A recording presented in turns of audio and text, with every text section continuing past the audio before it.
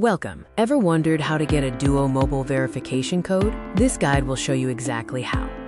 Duo Mobile provides two-factor authentication, adding an essential layer of security when logging into applications. When you sign into an application, like your company's Outlook, with your username and password, Duo Mobile kicks in. A Duo Mobile pop-up will appear, requiring you to enter a verification code to complete the login. One common option is to receive a phone call to verify your identity. You simply answer and follow the prompts. Another option is to receive a text message containing the verification code, which you then enter into the prompt.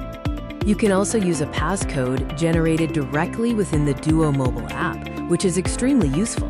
Crucially, the mobile passcode works even if your phone has no service. As long as you can open the app, the code is available. For added security, some organizations allow you to use a physical security key to generate or provide verification. Keep in mind that the available options can vary depending on your company's security policies or the type of device you are using. Some specific applications may restrict your options, prompting you for only a phone call or a text message code. We hope this video clarified the different ways you can obtain your Duo Mobile verification code. Stay secure.